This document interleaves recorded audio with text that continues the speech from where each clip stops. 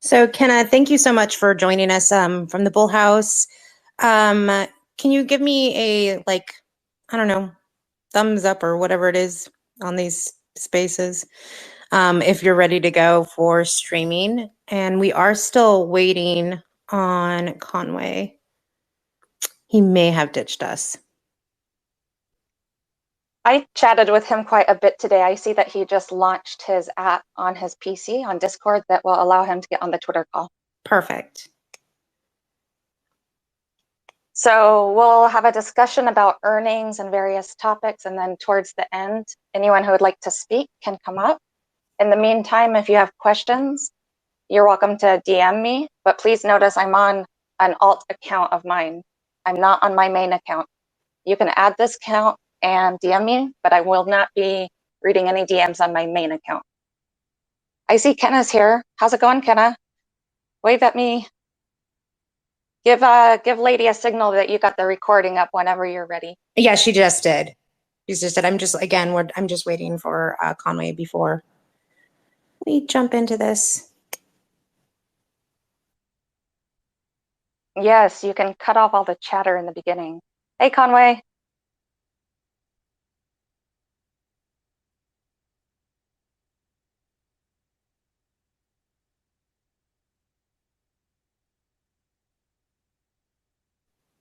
Conway's late, like the MOAS, but it's okay.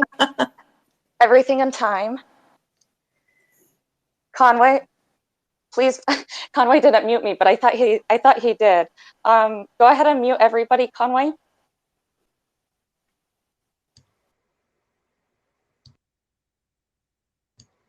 Wait, where's the button? I haven't used this in a long time. Oh shit, they don't give the buttons on the PC app, I bet you. Oh, I'm so sorry, Conway.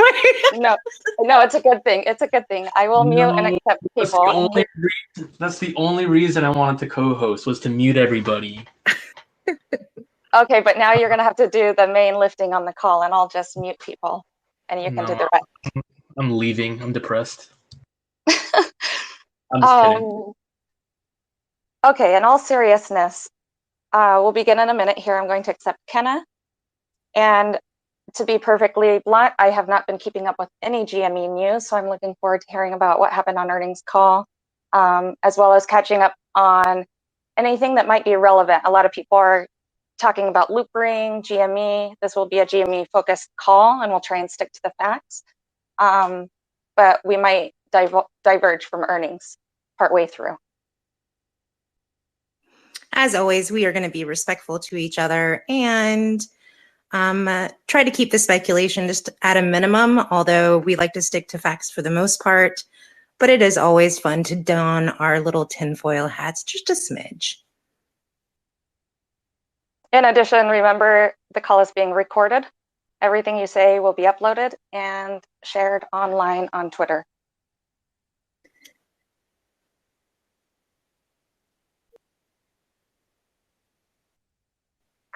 Oh my God, it's Paravant. Hey. Okay, Miss Carrie and oh my gosh. Okay, we have Kelly, Miss Carrie, and Paravant. A trio for summoning. I know. Will we get an RC tweet? What is it that we all are trying to get a Ryan Cohen tweet going here through our magic powers? I count about 5 strong magic women in this space, and I would love if you guys can like focus your energy during the call. And, you know, maybe we'll get a post earnings announcement tomorrow or next week. You know, the hype will remain. Definitely. And as always, the best thing that we got out of that, well, not the best, but, you know, one of the best things is that we are the best shareholders in the world, right? So that hyped me up a little bit. So you guys, thank you so much for joining us today. We are super, super excited that you're here. I am looking forward to kind of going through the earnings call today with you guys. Kind of the purpose behind giving us a couple hours to kind of digest the information, read through the documents, kind of formulate our thoughts, kind of listen to the reverberations afterwards, and kind of give us the time to breathe. And now that we are here, we can just go ahead and begin. Conway, did you want to kick us off or give us your thoughts, your initial kind of reaction to everything?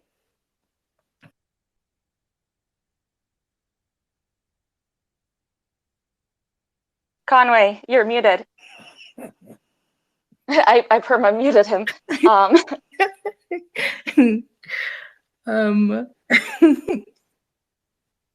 Conway? Dude, Conway got lost in the matrix. I don't know. Welcome, Kenna. So, lady, did you catch the earnings call? Because I did not. So that's like what I would like Conway to talk about. Yeah. Unless you have some info. I was able to, but I was also working at the same time. So I'm not like I said, I was trying to do two things at once. So if any of our listeners that has like a good grasp on what happened today, that I'm also totally willing to have you guys come up and talk. Kenna, I don't know, were you able to catch it today? Nope, I was out fishing today. Did we forget to do our homework for the call? Did you catch any fish, Kenna? I'm looking it up right now. I can do a quick read, and then I can kind of give an overview. Have we just completely lost Conway, or? I DM'd him on Discord to make him aware that he's muted, but he told me he was having PC issues today, like lagging and stuff. So perhaps. Okay. But actually, in fact, he did provide me a small little summary. So, Kenna, why don't you start? And if he doesn't return, then I'll provide what Conway typed to me this morning. Oh no, you can go for that because like I said, I'm still trying to find this damn thing. Okay, so then I could let Mo hop up. I know that he was following it quite closely, so if he wants to kind of take over and step in, that'd be great. Nope, I guess not. Yeah, sure. Just give me 1 minute. I'm coming. Sorry. So I show Mo is missing from the call, yet I hear him. Oh, there he is. Okay, do you see him on deck now? I do. You know, like as smooth and as organized as we always try to be with these calls, they're never perfect, but we'll get there, guys. I promise.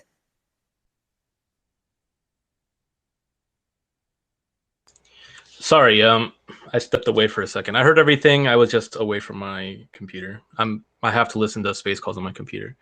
The earnings call today, it wasn't the best. It wasn't the worst. You know, it was kind of in between. And I would say that it's not as great as I would have hoped, but I'm also not disappointed. The company's still turning around, and we're starting on, a lot of the things that the company got the ball rolling on from last earnings season. So what happened? We had revenue growth. We had net sales growth, about 30% almost. I think 29% as Mo calculated. So that's good. So the net sales increased by a lot compared to last year. That's good, but we also have to zoom out a little bit and look at the bigger picture. Last year, October, it's hard to compare to 2020 because of COVID and quarantine and all this other stuff. But growth is good. The profitability from that increase in net sales was down a little bit, probably because they were doing a lot of sales. So you don't make as much profit on sales as compared to just normal shopping. But that's okay because, we're still in this sort of company turnaround phase. We're trying to get more people to shop with GameStop rather than Amazon, Walmart, Costco, whatever, right? So I think a lot of people still don't know that not only does GameStop price match, but the Power Up Rewards Pro membership gives you money back every month. So that makes things cheaper to shop at GameStop compared to other places. And shipping is free over $35, which is pretty easy to get. But not only that, a lot of items ship the same day. A lot of people don't know that. So for Amazon, if you have Amazon Prime, which you have to pay for, which I think costs significantly more than PowerUp Rewards Pro, it doesn't give you money back, and you get 2-day shipping. With GameStop, a lot of items are starting to ship same day. So if you order in the morning, you'll get it, the same day, maybe even later that afternoon, sometimes as fast as 2 hours from now. That's something that I keep pushing for shareholders to advertise, right? I made a video a little while ago. I can link it to the top about the most important thing that GameStop investors can do, right? I think we focus way too much on the stock, on the shares, on buying the dips, on slapping the ask, on all this nonsense that doesn't really matter, on short interest and all these conspiracy theories that, honestly, they don't matter. Here's what does matter. If people actually shop at GameStop, if people actually spend money at GameStop, especially if they choose to shop at GameStop over these other places, instead of buying their consumer electronics from Walmart and Costco and Amazon and whatever, Best Buy, that they shop with GameStop instead. So that's what I think is important. Customer acquisition cost is a big factor for a lot of companies trying to make more money. Lifetime value of each customer that they acquire is also a big thing. Sales and general administrative costs, which were down, which is good, right? It makes operating a business cheaper for the company, which means more profit, a better income statement. That's important. That's something that we can help out with, and what else? The other thing that happened in this earnings call was that new relationships were established with Samsung, LG, Razer, Vizio, and others. And the product line being offered at GameStop.com got expanded by quite a lot. As far as I can tell, the Black Friday sales were good. Sorry, I know I'm rambling on, but a lot of products got sold out, which I think makes Q4 a more interesting quarter than Q3. So that's it. I will mute myself. Thank you, Conway. I actually pinned up a tweet that was basically an overview that somebody put in with all of the discussion from today. Net sales were over 1.297 billion for the quarter compared to a 1.005 billion in the prior year's third quarter. You talked about sales. They cover inventory in this tweet. So anyone watching the stream can go ahead and click that link that I pinned. Kenna? I was reading through one of my own overviews that I found, and yeah, so the fact that they actually planned ahead to keep inventory ahead of schedule, given the fact that, and within BullHouse, we've talked about the supply chain and the shortages and everything that's coming about. So the fact that they planned ahead for that, heck yeah, they're killing it. I mean, that alone is going to set them ahead on a lot of stuff personally, because you figure I'm going to Target. I live in a big metro area. Target, Walmart, a lot of places were out of stuff just last week for Christmas presents. So good job, GameStop. And the fact that they're sniping Amazon executives, I mean, that's pretty huge too. Mo, did you want to hop in?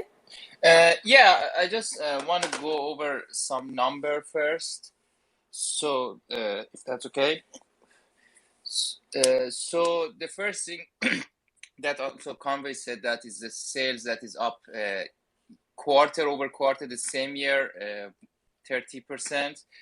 Then the other part that I'm interested in, I'm always looking at is where this revenue comes from. So they have three different revenue streams. One is hardware and accessories, one is software, and one is collectible.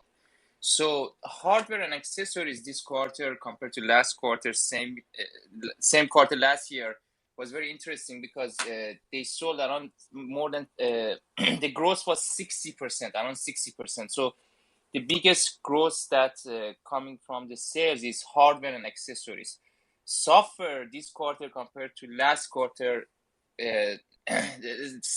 last year same quarter, software didn't change. It actually decreased just $1 million like $10 million. It's not that significant. And collectible this quarter was 192. Last year same quarter was 146. So 31% also increase in collectible. So this GameStop is selling more hardware and accessories compared to software. So you know everybody talking about people downloading games from their home. So you can see the transformation here now that they are transforming from like maybe 100, mostly digital, to more products that are that you can touch. That you can touch them. I forgot the word. So tangible product like hardware and collectible, especially collectible. Last quarter as well, the collectible was up like 50%. So they increasing more tangible product in their revenue stream. Also, they have a very nice part that they explain which part of the world they have more sale. This year in United States they sold around $875 million this quarter, but last year same quarter was 660. So they increase their sale in the United States more than 32%.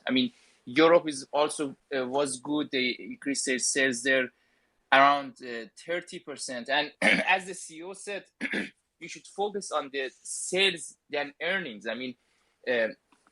If now, because they transforming the company to completely different than a brick or mortar company, so you can't watch the earning, because a lot of the transformation will come with the cost. You have to spend money today in order to make the make the profit later. It's not, the profit will not come at the same time. They are adding fulfillment center, so these things cost a lot of money for the company.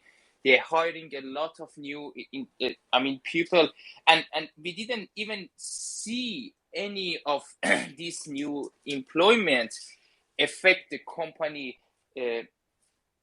today. It takes time. You hire somebody, that person create a product or new product, which everybody talking about looping and NFT. But when that will come, we don't know. But will that come? We definitely, we predict that will come. And there is a lot of, different pieces of puzzle, as you may want to say, that we can add together. The connection between GameStop and Loopring, but the company is not going to tell us. It's going to take a little time, and when the plan is complete and ready, we're going to hear that from the company. So what other number that I want to say? And also, company this quarter, I think it's the first time they said that 5.2 million, I think, shares are registered with computer share. Let me check the number again. Yes, 5.2 million shares of common stock is registered right now with the computer share. So and from now on, we're gonna see the number of registered shares every quarter, and I assume it's getting so much higher, especially from the last 2 weeks from super stocks and what happened with the Fidelity. A lot of people start direct registering their share. But also, this 5 million shows that a lot of people are not direct registering their share, So that's the thing. Some people are complaining. Yes, some people, a lot of people are in GameStop for a long time, but some people, want to see a nice short squeeze as well. So, and the point is, if more and more people want to see short squeeze, I believe you need to at least partially direct register your share, because that's the way that you can achieve what you want. But we need, what I think is needed is more people direct register their share. So that's it for now for me. At the risk of angering the purple circle cult, I don't think direct registration is necessary at all. I really think that, you know, if we just treat this as a normal growth story, then it's fine. You know, because again, I don't think Wall Street is stupid. If GameStop grows to the point where it is an undeniably successful company, bringing in a ton of revenue, and they have, you know, a huge increase in free cash flow and return on capital investment, people are going to want a piece of that, right? When you become a shareholder, you become a partial owner of a company, and you invest in a company because you want a piece of future earnings. And right now, GameStop is trading at a fairly low multiple, but the future is still, you know, according to most people, looking uncertain, because they still think that GameStop is a dying brick and mortar company. And I don't think that is. And if you're in here, you probably don't think that's true either. The problem is that most other people still seem to buy into this sort of Wall Street narrative that it is. And there's a lot of disinformation out there, misinformation. But again, Wall Street's not stupid. And they like money. So if the company can grow to that point, and I made a video about it, I pinned it to the top of the space call. This references an interview with Jeff Bezos.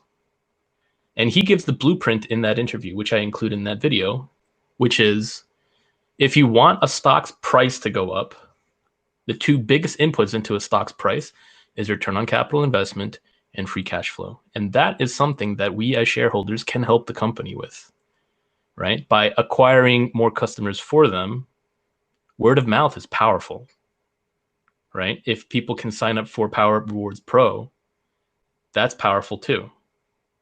You know, customer loyalty there, lifetime value, larger basket sizes for every order. These are all things that can help the company. And return on capital investment is like just supporting the new stuff that they come up with, you know, unless it actually does suck, right? But what does that remind you of? The new clothing line that they came out with. I bought every single item. They're nice quality, especially some of the t-shirts that are of the butter wash quality. They're super comfortable. When the NFT marketplace comes out, if we can support that, that is more return on capital investment. And free cash flow will grow as the company grows. But you look at all the biggest companies, you know, in the stock market, they all have large free cash flow numbers. And that is what investors are really interested in, you know, because they want that money. So focusing more on the company growth, all of that long position for yourself rather than focused only on a MOAS or only on the stock. Right, exactly. Like, look, it's been 10, 11 months of us constantly buying the stock, thinking that if we all buy more stock, that it'll push the price up and we'll all be rich. That's not how this works, right? You know, talking about the short interest and the short squeeze and all this other stuff. Do I think that the shorts closed? No, I don't really think they did. But we can't treat it that way and we can't act that way, right? The official numbers say 10%. Fine. Let's 10%. Who cares? Okay. The point is that this company still needs to make money for anybody to be interested in investing in it and for the company to grow. That is the bottom line here. Okay. So treat it that way. That's it. And, you know, Conway, I don't know if you caught, there was a, oh my gosh, I'm going to screw up his name. Is it Alderman? Yep. He was on Bloomberg today and they were talking about GameStop, and in particular they were saying, you know, well, the earnings were okay, but nothing spectacular, and you know, we still, there's just been nothing but silence, and you know, the shareholders are demanding to hear something new, and they're, you know, kind of getting antsy, and but yet we still hear silence. And I kind of just sat back when I heard that. I thought to myself, you know, the only thing they can focus on is the silence, right? Because Ryan Cohen he's not putting the cards out on the table. He's not ready to do so yet. And so all they can really do is focus on the silence. And I think that's what old Wall Street is doing, right? Because they know that the investors, like, you know, more serious investors, quote unquote, serious investors, are looking for those things. They're looking for the announcements. They're looking for the fundamentals. They're looking for exactly what you're talking about, Conway. And like you said, that's the one way we can help. But eventually, all those cards are going to be out on the table. And I think we will see what will happen with that. Yeah, that's a great idea, lady. Just continuing to remain focused on what brought many of us into GameStop to begin with, strong foundational support on the business, good fundamentals. They have money. Focusing on things like, you know, let's all register our shares. You've really got to be careful with the sentiment that people go along with. I'd say focusing back on the company is important, but with that in mind, what do you make of the senior community manager nodding at us a day or two ago in his post? What do you make of that, Conway? Look, they know we're out here, and they even said that some of our theories are crazy. And quite frankly, I can understand that, right? We've spent a lot of time digging into sort of the plumbing of Wall Street, and we know how insane things look to, you know, well, we know. But again, at the end of the day, the only way this company's stock goes up, which is, I think, what a lot of us want, is that the company just has to be successful at the end of the day. And we get that by helping them increase their free cash flow and by supporting their, you know, their investments in new ventures. In the clothing line, when the NFT marketplace comes out, you know, anything new that they have, right? Obviously, if it's crap, give them feedback, you know, and not everything is going to work. But like this is a classic story. This is exactly what Amazon went through. You know, when Amazon first started, everybody doubted them too. And Bezos wrote letters to shareholders as well, said that they were going to take big risks. They were going to be spending money on these things to try to, you know, do something new that nobody's ever done before. And GameStop's doing that now as well, but we're going to do it bigger and better, hopefully, right? So that's honestly it. It might take some time, you know. Did you want to hop in? Yeah. So the only thing I was going to say is, like, you know, mainstream, they're focusing on the negative because, well, we know kind of who owns the mainstream, right? But I think what, you know, as investors, the people that are really wanting this company to succeed, we need to be focusing on the positive. Like, look at what GameStop just literally went through just in the last few years. Like, they were struggling. They were struggling brick and mortar. They, you know, people weren't going into GameStop. They were doing digital downloads. And so then COVID hit. No one was going and buying during COVID, right? Like, everything was shut down. So it is literally a miracle that they were able to not only pay off debt, but also pivot into a way that's going to keep them relevant coming for the next 50 to 100 years because of the e-commerce. This is going to make them such a strong company, and they're offering, as I was proven wrong, I will admit I was proven wrong, that they are kind of like an online Toys R Us in a sense, because they have rollerblades, they have Candyland, they have all of these great things from our childhood. And it's, you know, and they're getting it to everyone, like, what, 1 to 2 day shipping? Like, that's incredible. And they're price matching. Like, they're doing all these great things that nobody's talking about. So yeah, instead of, you know, turn off mainstream, turn off CNN, turn off all of that crap, because GameStop's kind of becoming a big game changer in a lot of this. So that was all I was going to say. That's a great point, Kenna. So we know that they're changing the game. We know that, you know, the internet's developing, blockchain, all of that. Have we got anything solid on NFT / loop ring in connection to GameStop? No theories, but any connection, as well as if They you had don't said think something so. during the earnings call. They said that there was a quote. This was on a CNBC article. One of them I was reading. Let's see. They are. Let me find it again. We continue to see the customer first culture taking hold throughout our stores, fulfillment centers, and corporate offices. He said on the call, maintaining the emphasis on The customer will remain key as we work to grow grow across categories and new areas. Sorry, guys. Along with its core business, he said the video game retailer is, quote, exploring emerging opportunities, including blockchain, NFTs, and Web 3.0 gaming. So he did mention it on the call. For now, he said the company wants to win market share and drive more sales with the belief that long-term gains and large profits will follow. So that's what the kind of brief overview said. So yeah, they mentioned it. Thank you, Kenna. So, oh, go ahead. No, I'm done. I'm sorry about that. So what I would like to make everyone aware of, you know, the NFT, we've had all kinds of speculations whether it will be focused on their customers as, you know, maybe a power-up reward, or will it be focused on gamers, which is their main clientele, or will it be something much larger, like a whole ecosystem or decentralized network that can house things like all of the above? Your reward membership points, you'll have all your games, you'll have all kinds of things within there, and it will not be necessarily limited.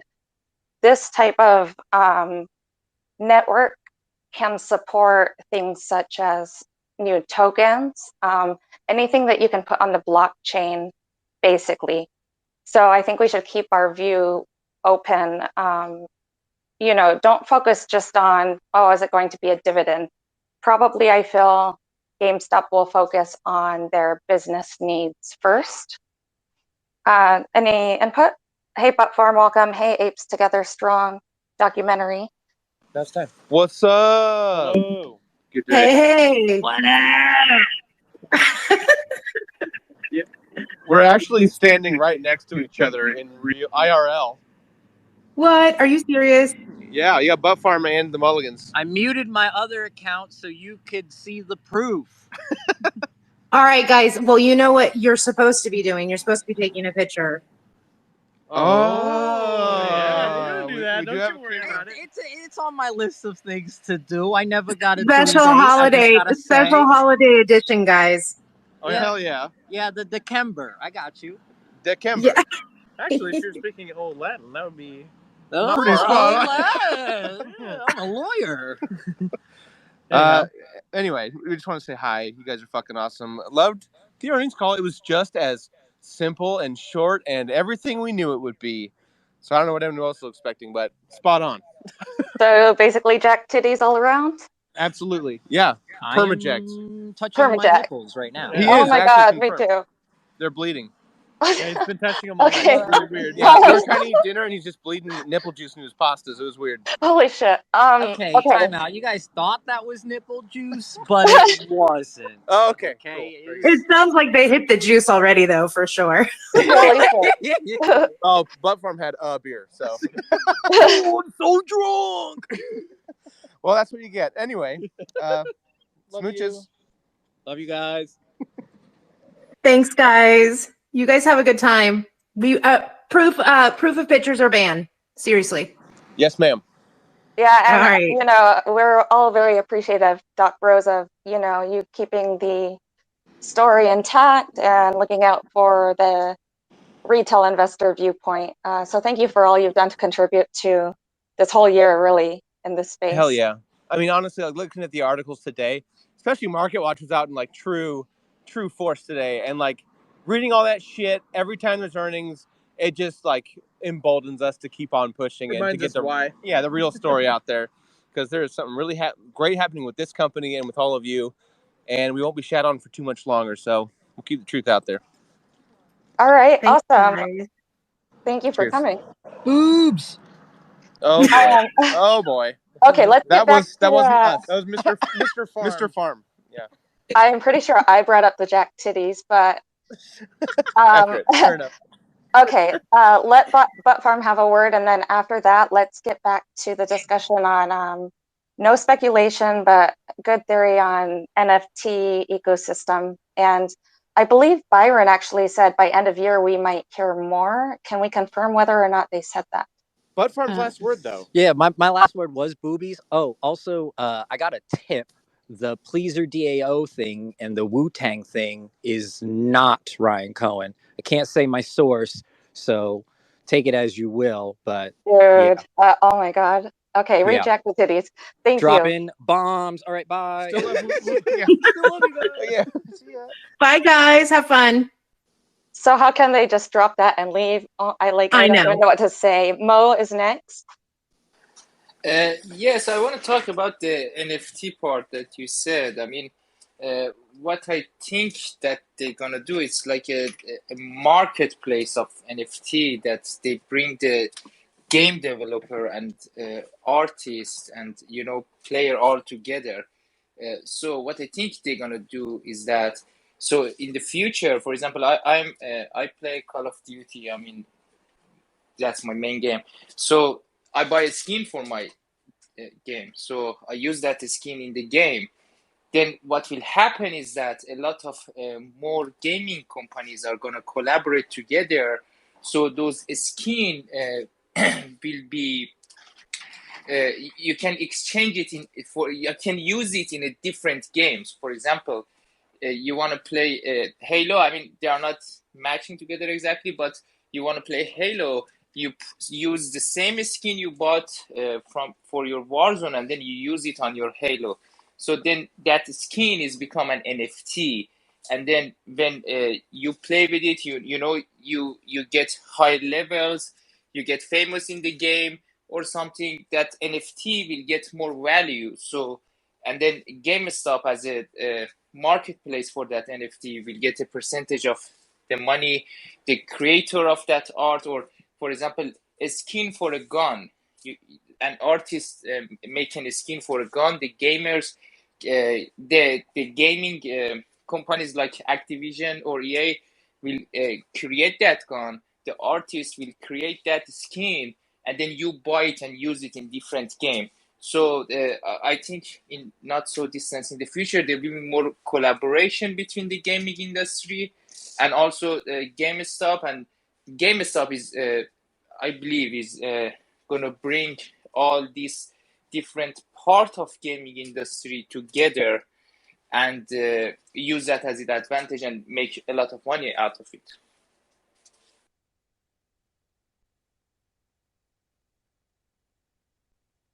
Thank you, Mo. Conway, have you got any further thoughts? I'm sorry. I was looking at my phone. Sorry, Mo. What was the point? So I was talking about NFT marketplace and how GameStop can use. I mean, what can we expect? I mean, from GameStop as NFT marketplace that will bring the gaming companies, the different artists who create that start, and the gamers all together, and there will be a lot of more collaboration between different gaming companies like EA and Activision and GameStop. So it will be like a marketplace. You buy a gun skin for some game, and then you use it in another game, and then you become famous. You sell it to the third party, and they have it in their collection, or they can use it in different games. So they bring the NFT to the gaming industry. Right now, I mean, NFT is not it's not that broadened as a industry. So what I believe GameStop will do is that GameStop will take the NFT and then put it in the gaming industry and then become the middleman there. Yes, that's basically what I was saying too. I think they'll be building a larger system, marketplace, Conway. I am going to pin up an info on the top of this call about Loopring Q3 announcements and updates. Can anyone confirm whether or not there is a legit connection between GameStop and Loopring, or have we speculated? I mean, I think it is speculation, but it's like a high degree of confidence in that speculation, right? Because of the Matt Feinstein connection and his connection with both GameStop and Loopring, with the GitHub mentioning GameStop specifically multiple times. Like, this is a pretty high conviction speculative theory. That being said, it doesn't matter who they're partnered with. It seems pretty clear that layer 2 is the future. Ethereum 2.0 is coming. Gas fees will be reducing, and it may take a little while for everybody to change their settings so that it supports lower gas fees, but it does seem like that's the future. The point of all this is to say that, look, the previous bear thesis was correct in them saying that things were increasingly moving towards online direct downloads and all that other stuff, right? But at the same time, there is this existing paradigm of in-game, microtransactions and DLC still operating on traditional finance. And if crypto and the blockchain and layer 2 can be leveraged to facilitate these transactions, and GameStop and Loopring are, at the center of that, then they can make money off of all those transactions. And it would be appealing to other people. It would take some time to get them on board, but this seems to be the way the future is moving. If you're doing business with the traditional banking system and with traditional credit cards and all that stuff, they take a certain percentage. And if crypto and blockchain can beat that percentage, right, it can offer you a better profit margin, then people will want to switch for their own sake, right? You're not trying to beat people over the head and forcing them to use crypto. Crypto can succeed on its own merits. And what else? There's Gary Gensler, before he became the chair of the SEC, he taught at MIT Sloan about blockchain. And I know a lot of people really don't like the guy. People like to, criticize him and make fun of him and all this other stuff.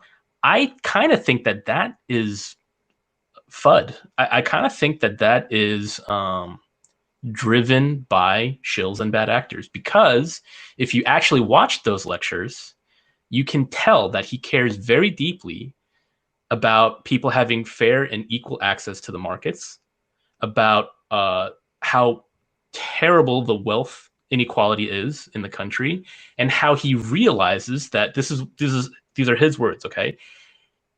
Money flows through the system like an hourglass, and the people on Wall Street are right at the bottleneck, okay, where all the grains of sand pass through.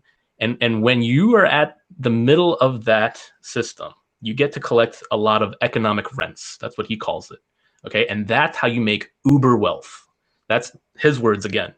You don't even have to watch much of the lecture. That's in like episode 1. That's like in day 1, lecture 1 on the MIT Sloan YouTube channel.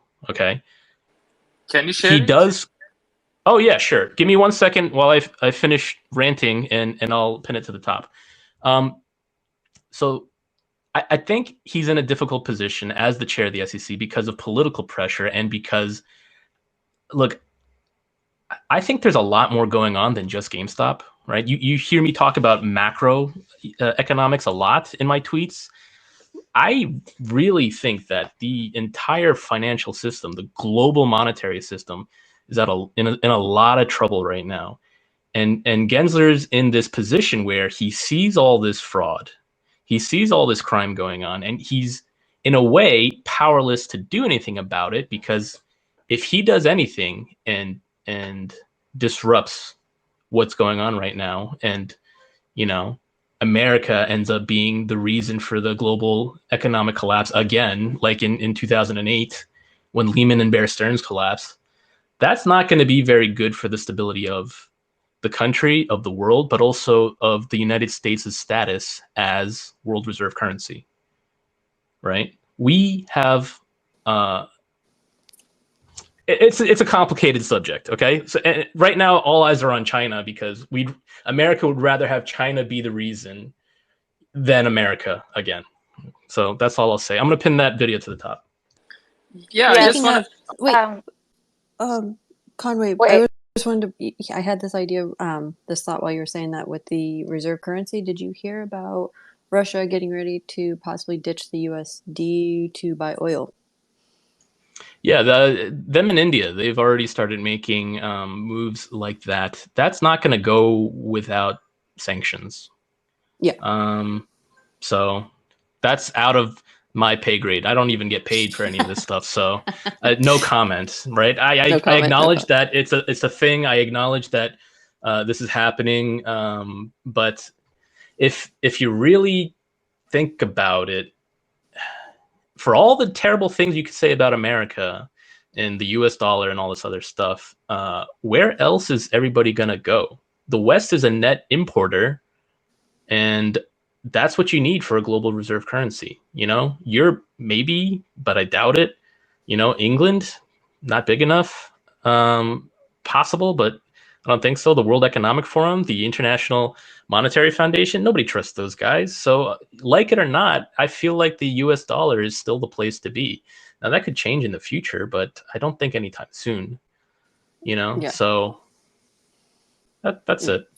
Yeah, 100%. That's something I'm going to be covering, I think, tomorrow. So maybe you can pop in on that one. Sounds good. So go ahead, Lee. Go ahead, Midas. I just want to come back to, so everyone will continue to do their GameStop DD. I noticed a lot of new people, GameStop holders, you know, are doing DD on Loop Ring just in case. What areas would you suggest should be, you know, we should put most of our attention to? We should do our DD into blockchain maybe to get prepared for knowing what's up with that. Maybe do some DD into, I don't really know. Any thoughts? Or, you know, broad market? Real quick, you guys, I mean, I'll 100% be transparent. I'm a complete noob when it comes to like anything crypto or anything blockchain. I like literally, I mean, like I have a vague understanding. But I did watch a documentary last night, or 2 nights ago. And I think Conway and I, we were gonna, like, he was gonna watch it and we were gonna talk about it, but it's called Cryptopia. It's on Amazon Prime. And I found it to be kind of just simplistic enough that it covers a lot of the basics of blockchain and that kind of stuff and NFTs, but really specifically cryptocurrencies and kind of what it does and kind of the history of it until what it is now and where it's heading in particular around minute 54. That, and I told this to Conway, I'm like, this is kind of where I started seeing all the things kind of fall in place of what you guys have been kind of talking about. What is its possibility? Really, what are the implications of a blockchain and potentially removing massive institutions as middlemen, right? And so I highly, highly recommend it. It is called Cryptopia. It is on Amazon Prime. It's a great watch, I promise you. And it's like simplistic enough. So I also sent a DM to Byron, just kind of asking him from Loopring, just, I mean, yeah, it would be great if there is that connection, but I'm invested now. So that was my choice. And I kind of was just asking him like, look, you know, I am a complete noob to this whole thing. And I really would like just kind of a breakdown, like, why is Loopring different? What is this thing called level 2? Can you kind of just bring us back to the basics and kind of tell people who are completely new to this why we should be basically investing in this company, this idea? And he said, yeah, absolutely. That sounds like a great idea. We're going to look on making some videos and kind of putting them out. Because if you guys have gone to any of their stuff in their Discord, they have this Loopring University. And to be fair, the assumption of prior knowledge is quite high in that they assume whoever's watching it understands far more than what I do. So that's why I kind of like, can you, what is it, like sex for dummies, crypto Loopring for dummies, please. So anyways, if anybody wants to kind of continue, I do see some requests here and I will stop talking, but anyways, totally recommend that. That's a great suggestion, lady. Thank you. So that's a great starting point. Do you see that Brian has requested?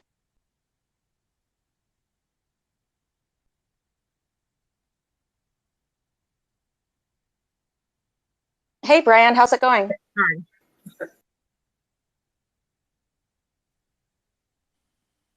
Yeah, hey everybody. Thanks for hosting the space. This is awesome.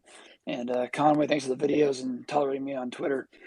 I just wanted to bring up the idea with the NFT and blockchain stuff with GameStop, and kind of get the idea out there. What is the possibility of a used game marketplace where, you still download digitally, but now you have rights and you have essentially an eBay style trade back and forth in a GameStop or not managed, but GameStop owned marketplace. So they have a profit margin off that we can all interact with, and maybe that could be part of, the new space.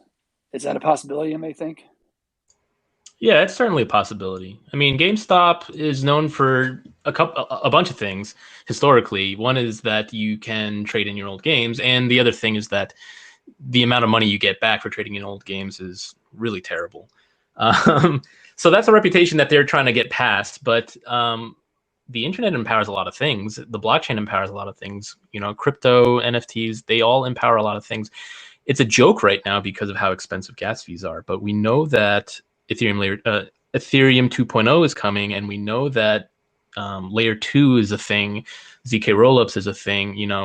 Like we see a very clear path forward into a future that is secure, is gasless, or significantly lower in gas, that you can ensure that you're not getting some bootleg product, all these things. So of course it's possible. It's going to take some time to get there. We don't know what the GameStop NFT team has already done because they've been pretty quiet about that stuff. And I'm okay with that. That's fine because of all the things that we've talked about in the past about how they don't want to show their hand to the competition, to the, to the bears, to the naysayers. I'm okay with all of this. I understand that it's possible, and they've got some of the best people in the business working on it. They need more help, but I would rather them get this right than to rush it out and have it fall on its face. So, that's it. It's certainly possible, and with the sort of GameStop ethos of power to the players, power to the creators, power to, to us, basically, it empowers people to be able to make their own way with this new space that we're entering into with Web 3.0, with NFTs and crypto and all that other stuff, where if you're a gamer, you can sell your own games and keep most of that profit, and GameStop just takes a small percentage fee, and that's better for us.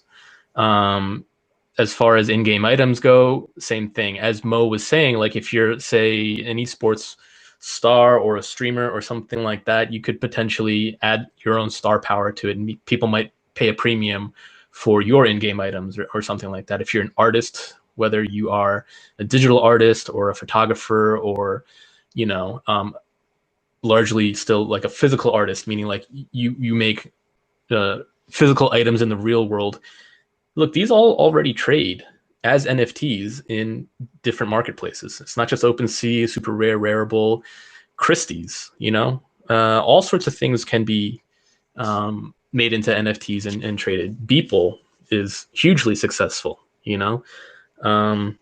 so there is a path forward.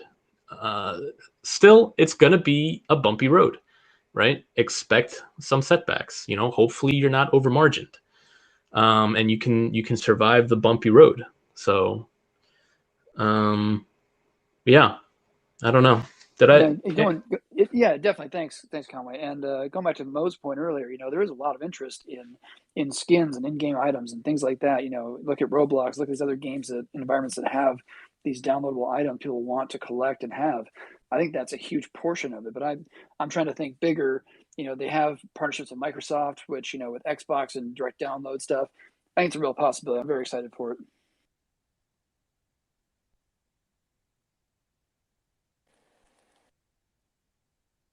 That's all I got. Thanks, everybody. Yeah, I just want to add something else. I mean, what I think in the future, I mean, maybe in less than a couple of years, we're gonna have a lot of virtual world. I mean, we're gonna live in this virtual world, in not so much distant into the future. And then the trading of, I mean, the material that you can buy them, I mean, will be NFTs. So it has a lot of application into the future, and we're gonna see that. But it's definitely, as Conway said, it's gonna take time. I mean, if you want to build something fundamentally and meaningful with a great team, I mean, they already hire a lot of people. They're still hiring new people, and then they're building it. So, but it's take time. It's not gonna happen overnight. That like some people want. And I'm so optimistic. I mean, I think sooner than later we're gonna see more results. Especially Loopring said that before end of the fourth quarter, they're gonna announce their partner. So we're gonna see that here soon, hopefully.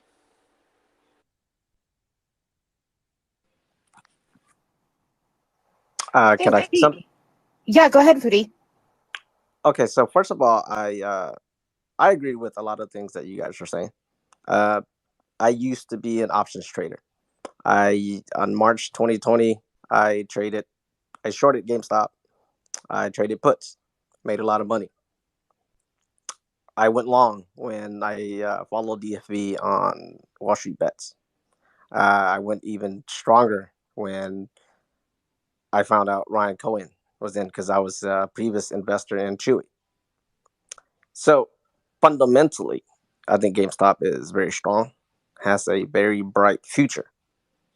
But that doesn't take away the fact that majority of people that are in GameStop now are in also for the squeeze play. We've seen many companies that get shorted to death. I mean, death spiral financing, it happens all the time. It's a real strategy from hedge funds, right? So going on the offense and playing a short squeeze strategy is a legitimate strategy. It works. And the moment we found out that GameStop was overshorted, everyone jumped on it. And majority of people made a lot of money. There is a reason why they stated the the 5.2 million in their 10Q. I mean, I don't know how you guys see it. I have a lot of shares. I DRS 100% because I want to be, I guess I want to be part of the cause and also help the company. I mean, can you guys imagine what GameStop, the potential they would have, the financing they would have after a MOAS? Like, they would have generations worth of loyal customers. They would have access to ridiculous amount of money of financing to expand whatever it is that they're trying to do. So I mean, I'm not calling for action. Everybody do their own thing. Everybody's an individual investor, but taking the offense is it's a strategy. And it's a winning strategy.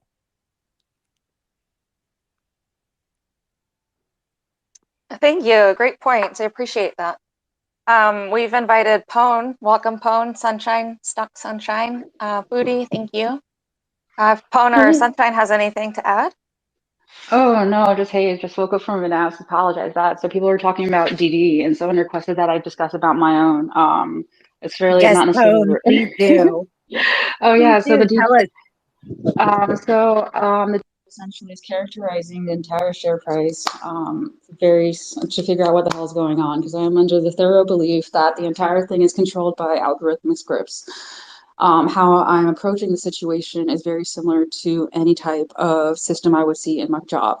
I should state that my profession is an engineer. I have a dual major, dual minor in engineering. I've worked in pharmaceuticals, biotech, microelectronics, fiber optics, lasers, biotech. So I mean, like, I just to further clarify my credentials, because multitude of people have been lied to in the past, given this. So yeah, I mean, my BS is in chemical and biological engineering, and my minor is in applied mathematics, statistics, and biochemistry. And I worked in process optimization as well as like just development and characterization. So the way that I've been seeing this share price data, it looks very similar to stuff the output data itself looks very similar to signatures I would see in a very highly controlled system or process. Ergo, that's how I am characterizing everything and finding things that I do. So my DD is basically just putting the math basically behind everything. And so I've been working on basically finding the mins and max, finding like what are the boundary layers of these parabolic oscillations and such like that. Because basically they're by trying to prove the degree of like hedge fuckery. Currently, I mean, in the past, I was able to determine, and within my belief, the reason as to why we see short squeezes occur once every quarter.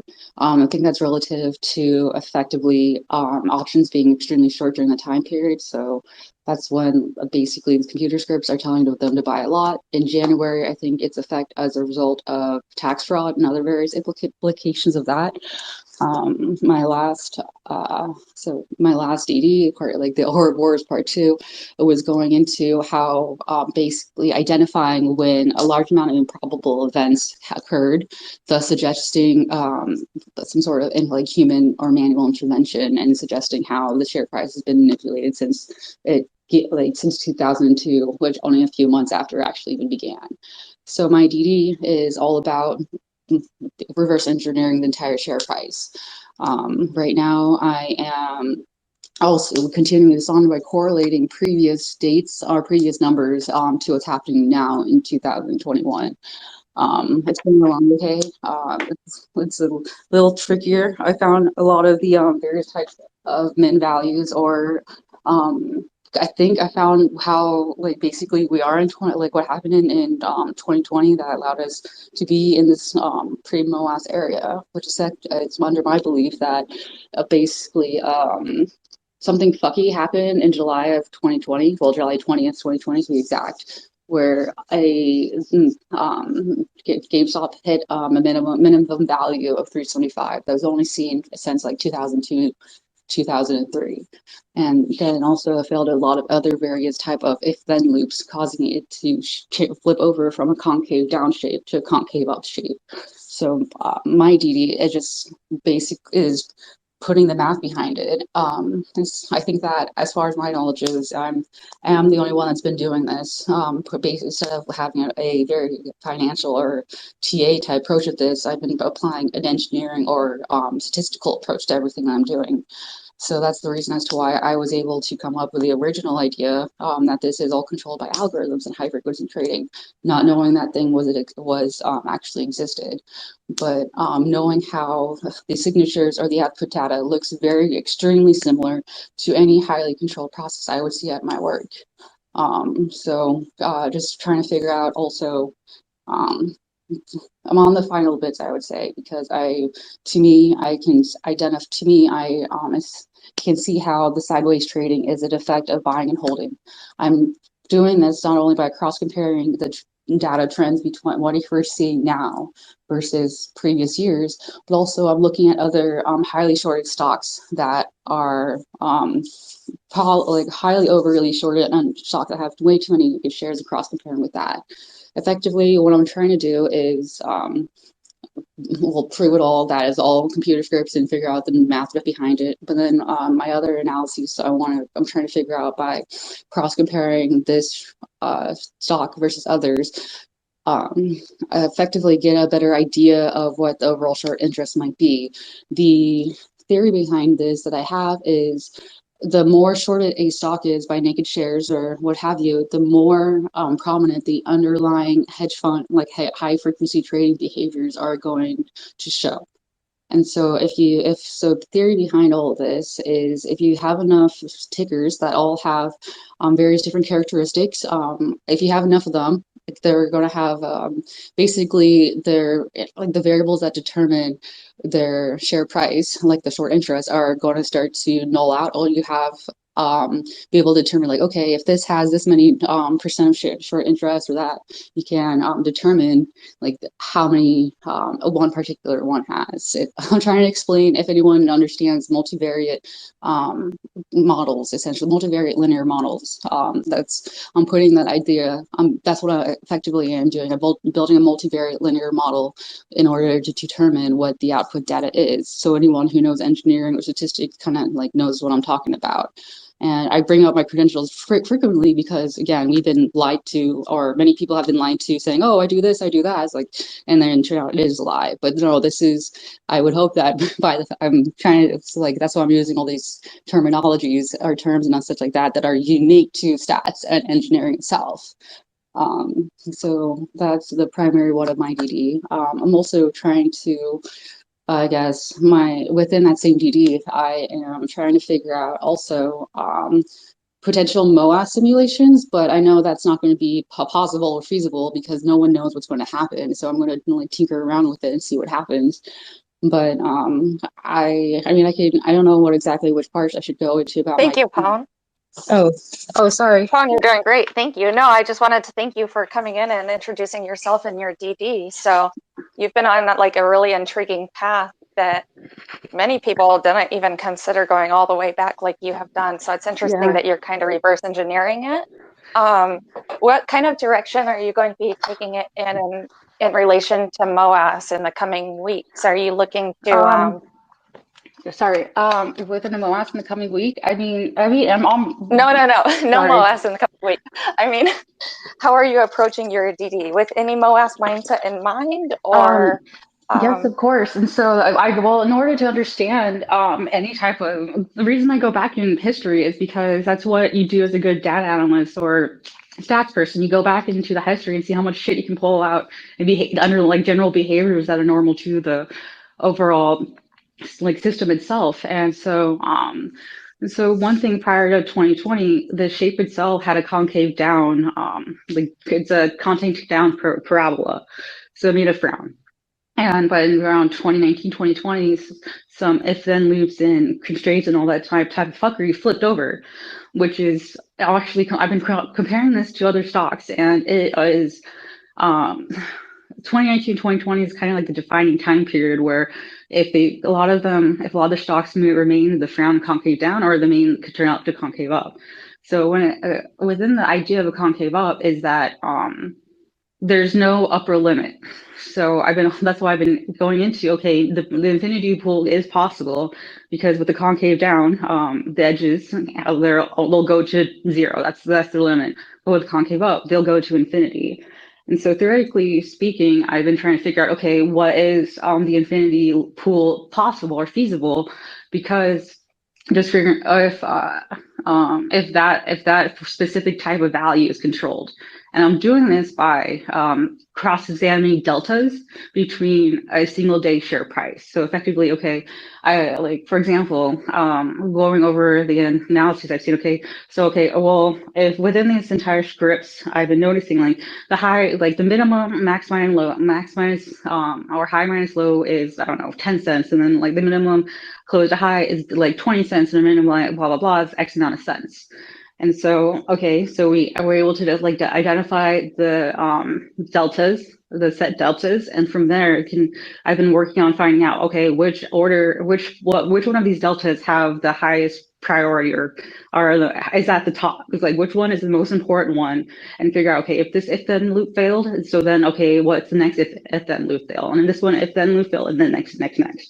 And so looking at these data, cross comparing with January, to me it seems as though it's like with January, this current one, like it was able to constrain like 3 out of the 4 if then loops, but the one it wasn't able to do was the high and low. And so I'm trying to figure out if my assumption is that I'm trying to figure out the priority still, nonetheless. It's a little messier because there's a lot of variables and cross like that. But in regards to, I'm trying to figure out so on a theoretical side, the short interest the infinity pool is theoretically feasible. Because what happens is, okay, there are more shares that they need to buy back than there actually exists. Okay, that's theoretically is feasible. So then, so that's what on a MOAS level is just like, okay, theoretically it's feasible. So let's look into the previous history, see if there's any potential like algorithm scripts that's going to prevent it from actually happening. So that's doing on a MOAS level. There was also, interesting enough, while I was cross comparing or just analyzing 2019, 2020 dates, it seemed as if I mean, I don't like my napkin math. It seemed as if what happened during that time period is that from what's going on now to previous history is that everything seemed to multiply by 10 or like anywhere between like 10 to 1,000, like 1,000, 10, 100, 1,000 or something like that percent, while the difference is up and low have remained the same. So it's really interesting within looking at the share price and cross comparing them is that from previous years, like they had although the stock itself, okay, let me see. Right now, the stock is in hundreds of dollars, but it still is maintaining a very small open to close, which is interesting because it's maintaining similar open and close like values, like to like cents or constraints to all the previous years, despite how it's a large amount of magnitude. So that wouldn't make any sense on just like, okay, because if you have a small number, it should be a smaller open close like delta or magnet. But if you have a larger number, it should be a larger open close. But that's not the case in the situation. And so seeing that one effect is, okay, that would indicate that the open close is most important. Well, of course. And then analyzing the high and lows. And so, I mean, I'm still going over this because I like to be very thorough with all my analyses. But whether I on a MOAS level is just also like I want to tell you what my napkin math is telling me, but I don't want to lead people on. But however, people should be aware that like the short interest for GameStop was recorded to be greater than 100%, 120% or 100% since 2011, 2012. So therefore, also these are self-reported values. So I'll set a list of assumptions. So therefore, what I'm saying is going to be more reasonable, realistic to understand. So within that okay, let me slow down. It's okay. Are you drawing on your whiteboard phone, by the way? No, I'm not. Oh, my Bluetooth's not connecting for some odd reason. Hold on. Oh, okay. Yeah, you're doing just fine. But yeah, I just wanted to see if you had any visuals for us. I mean, Yeah, take your time. I could. Well, we'll probably spend only about a few more minutes on your DD. I did pin up your summary tweet that you have with all of your DD on it. If you want to pin any other references for yourself, like I think your YouTube is in there. But take your time on your DD, a few more minutes. And then, yeah. No, sorry, I don't mean to drag on. I guess I'll just cut it short because I could drag on about this for quite some time period. But I guess that what I'm doing is that I know all the values are made up. We all kind of know that everything's made up, but the share price doesn't matter. So therefore, I am working on figuring out what it should be because I don't trust other people's math or nor data. And so just know that like it's been shorted to greater than 100% 120% since 2011, and it's a cumulative value. So if it's that small back then, you can be assured as fuck it's way bigger than that back now. So I guess that's my stuff is just like it's how it's I want to like I don't want it's just big just I don't want to say trust me bro, but that's why I'm telling all these like small things that are being seen to like kind of be like, oh yeah, like the cumulative since like since 2011 when it's been shot down, it's been run by algorithms since 2002 when it started beating up, and like all these things are like building on top of each other. And so yeah, that's my analysis to prove like it's pretty fucking huge. Yeah, that's wonderful. I mean, so I knew you from Reddit. You know, many of us came from Reddit with GME, and we've seen your DD from day one, but now like you got all your DD done and now you're going backwards again. And it's very interesting to see that because you could see your DD developing from a learning point of view when you first started, and now like I said, reverse engineering it is very interesting. So I think you're doing great. Thank you. Yeah, thank you. I mean, it just takes a lot of it, just like for any person that does a lot of this reads a group of data, it just takes a little bit to get familiar with it. And then you can just move on. So yeah, it just took me a little bit of time period to get familiar with the overall behavior of the data set itself. And now that you're familiar with that, say as a concept, say your process that you've done on this, you can now apply that to either other stock occurrences in the market or different situations. Yes, that's the idea. So being able to play the same idea and cross comparing others to get a better idea of what the actual value of what's actually there. So just using the share price itself, I'm reverse engineering everything, because since there's only one output data, that's all I need. If there's only one output data for a continuous variable, if there's only one continuous variable output, I can sure as fuck figure out everything else because it's a continuous variable and there's a bunch of them. That's really cool. Nice job, Pone. I suggest everyone keeping an eye on Pone's Twitter. She often holds her own space calls where she goes into a really deep dive on her DDs. She goes very technical sometimes, and also she'll go easy to understand. So she has a lot of different approaches between her YouTube, her Reddit DD, and her Twitter space calls. Thanks so much, Pone. I appreciate it. Thank you. Sorry for coming in. I won't find nap too hard. At least I know I can reach you, you know. We appreciate you. Sunshine, did you want to, I saw that you asked to speak and you've been sitting there, so I was wondering if you wanted to join the conversation. What's up, family? Yeah, Hey. absolutely. Thanks for having me. I got in for some reason. Some topic came up and I wanted to chime in, but that was about half an hour ago. So we'll talk about what's going on. First of all, I know that it feels, man, what a long year it's been, right? For most of us with all of our focus on GameStop and everything that's happening. Earnings today kicked ass. I know that a lot of us are waiting for news to just come out, and we're waiting for something major to happen, and we want to see this price just blow up overnight, because we might have felt like we were robbed back in January when the whole thing went down. But earnings kicked ass, and the company's doing absolutely amazing. I mean, we have to consider the fact that RC joined the board, I think, back in like January, maybe 11th or so, earlier this year, give or take. And since then, you know, everybody knows they've raised 1.7 billion in capital. Today's earnings said they're still sitting on 1.4 billion on capital, despite the fact that they've recruited the dream team and they're building, you know, some incredible emerging technology, including blockchain and NFTs and Web3. We've seen the massive influx of new hires that they've brought on and everything that they're diving into. I mean, we're looking at like, I think 30% year over year for third quarter alone. These earnings were absolutely amazing. One of my colleagues, my play profile, actually made a really good point today too. He mentioned that they did front load an additional, you know, $280 million worth of inventory this quarter than they did in Q3 of last year, which is about I think more than a 30% increase. If they hadn't done that, the earnings per share would have been positive. And I think that's a good point for everybody to kind of be familiar with, because they could, if they wanted to, bring their balance sheets higher and make it look more positive. But just like they actually said in the call, they're not looking for short-term returns. They're looking to build a system that's going to generate long-term consistent growth over time. And I think that they're doing that. Now, what we're dealing with as GME investors is truly like a combination of like the absolute best case scenario we could look at in an investment. We're dealing with committed and hardened investors.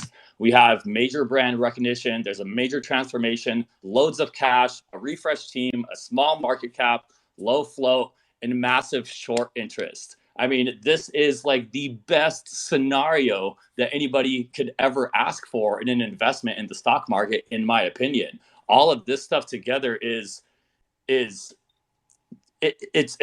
perfect. It's the perfect situation to be in when you want to be invested in something that's going to make us loads of money and, you know, change everything for us. So I think this is great. And I think one thing that we all need to remember is there's only been 3 quarterly reports that have been published that encompass the time that Ryan Cohen has been on the board. And that's a big deal. And that's a fact that we all need to just keep in mind. If we're expecting someone to come in and transform a company entirely upside down, turn it around, change everything, and we're seeing what they're doing, how they're changing their website, the new products that they're offering, everything, the way they're dealing with customers, the extremely fast deliveries, how they're engaging with their following on social media. Everything is about brand recognition and customer satisfaction, and they're doing it. This is absolutely incredible, and we just have to be patient and allow the company to undergo and implement the restructuring that they have in mind. As much as I would love to hear the plan tomorrow, that would be great. We'd all love to see something now. I think it's important that we just take a step back and remember this is not a simple options play or a short-term investment. This is something that we're investing in early, and it's a very good investment because everything coming together is just the perfect soup with the most flavor that you can find anywhere on the market. We just got to give the company time to be able to build and implement. And once that's done, and once they're ready to go out and provide the products and the turnaround that they're working on and developing, I'm confident that they're going to do it, and it's going to be incredible. I think that what they're doing is they're building something huge, and they don't want to go out there, set expectations, and come out early with a product that's unfinished or underdeveloped, just so they could hype the shareholders up. I think they're trying to perfect the system and put something out there that's going to shake the rest of the system. So I have a lot of faith in this, and I have a lot of faith in what they're doing in the crypto and blockchain and Web3 industry in itself. But I'm also super happy to see the way that they're, dealing with their e-commerce, the restructuring there, how they've closed some of their stores, how they're getting the deliveries out within hours. And I think that the best thing that we can all do is just give this company time. Like Conway said, definitely spend our money there. I mean, the cool thing about our investment is a lot of us are actually into GameStop. And now that they're, selling everything from TVs to laptops to controllers to, graphic cards to you name it, ties. I saw ties today. We can divert a lot of our money into the company, which will bring the balance sheets and the quarterlies up as well. And I'm really confident. I'm super excited and happy as an investor with the progress we've seen. Even though we're not hearing a big bang during the earnings calls, I don't think that's the point. There's only been 3 since RC came on the board. So, covering his time in the company. So we're still super early. If this earnings call was great in terms of what they did, wait till you see quarter 4. Wait till you see quarter 1 of next year. It's going to blow it out the water. We know that GameStop's best quarters are that time of year. So things are going to be incredible. And that's it. In terms of, we talked about like digital skins and NFTs and gaming and stuff. I won't dive into it too much right now. I'll pass the mic to someone else and we can get back to the topic if it comes up. But I did want to share that Ubisoft is actually launching a beta called Ubisoft Quartz tomorrow. And it's going to have, NFTs for AAA rated games. The one that they referenced was actually Tom Clancy's Ghost Recon Breakpoint. So I'll drop that link up top. But it's happening. I mean, this is very possible, and we're there. And I think what GameStop is doing is just building a platform that is going to be so much larger than that. It's going to be able to draw in partnerships with many different companies and individual creators, indie creators, and the like. And I think it's going to be incredible. So that's my piece. Thanks for having me up. I'll throw in a quick take on one thing that you mentioned I think is super important, how they just don't have the need to telegraph anything. I think that's the exact word that Ryan Cohen used previously. Telegraph any of their strategy to investors or the media or anybody, because we've already shown them that we're going to hang on no matter what happens. So, I mean, they follow the social media sentiment. They know that all of the media pieces saying that investors are scared or worried or whatever, they know it's garbage. And that gives them an additional weapon of being able to be complete ninjas and not say a single thing to anybody, because that helps everyone. Huge plus for them. Yeah, that's super exciting. Thank you, Ben. Thanks, Doc Sunshine. I miss seeing you guys around. I'll probably be more on Twitter more often nowadays. I took a little break from the calls, but I think we should get back to this for sure. Hey, Kenna, what's up? Thank you so much for recording, by the way. Really appreciate that. Oh, no worries, guys. I do have a question from YouTube. Maybe you guys can answer this because I can't think of any time it's ever been mentioned. But Klepto Kangaroo asked, when was the last time any major company mentioned DRS shares on any earnings call? Has this ever happened before? Yes, I did hear that we received some information. Does anyone know if that's ever been in the case before? From what I read on Reddit, no, and Reddit's always correct, so that's what I'm going with. I agree, actually. I mean, I don't agree they're always correct. I just think we have a better system on Reddit for discussion rather than tweets simply resharing. That's so frustrating when the bad information or, unchecked information spreads so fast. So what did you find on Reddit? Oh, I was mostly kidding, but I mean, I was just scrolling through Supersong because they're obviously extremely big on DRS, and that was the sentiment that I read. This is like unprecedented for them to put that on there, and people can go and read that for more info there. But it is very interesting, to say the least, that they would put that on there. It seems like that's a very new thing. Yeah, I still wouldn't read too far into it one way or the other. I think everybody's just been getting bombarded by DRS comments, so they put it on there to kind of address the problem before it became a problem. You know what I mean? Like, they don't want to get bombarded with questions and calls and requests about DRS or anything like that. So I mean, if that was the that's case, a then they fair wouldn't be point. mentioning it, though, because they've never mentioned it before. They wouldn't bring it out of nowhere if they didn't want people to know about it. Or they get thousands of messages every day and they include it into the report so that people can stop asking questions. I think their social media team is overwhelmed. Yeah, I kind of feel like that's why they added a little updated page on their website too. Just my opinion, but that would be something people would find easy if they went there.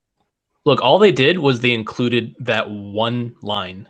It wasn't in support and it wasn't against it either. It was completely neutral. You cannot take this as an argument for or against. What we do know is that this is a highly controversial topic. There's a lot of suspicious activity around it. And we know that everybody involved is being bombarded by these questions. Fidelity, GameStop, members of the community, everybody. So that's it. It's not good. It's not bad. It's not for. It's not against. It's just, it is what it is. That's it. So Skin had kind of a follow-up question to it, because I think there's a lot of people that still haven't read a lot of into the DRS thing and stuff. But he said, unlike the DTCC, can computer share announce how many shares of a ticker that are DRS with their service? Would they be able to do that? I mean, I don't understand the point of the question because clearly we already have that information. 5.2 million. That's okay. it. Yeah, that's what I thought. They had already announced that. But Hey, everybody. Yeah. Excuse me for the interruption. Lady Lovestonk, the host, her phone is locking up, I think, and the call is going to drop. Maybe she's telling me to wait. Maybe it'll come back. Just FYI, if it does drop, I will put up a new call so you can follow along. Sorry, I know I totally interrupted the flow there, but I thought Lady's call was about to drop. No worries. Thanks, Minus. I mean, I would like to say, you can choose the DRS or not. That's entirely up to you. It's your shares, right? But you look at it on the bright side. There's no negative in DRS. There's no negatives. There are a lot of negatives.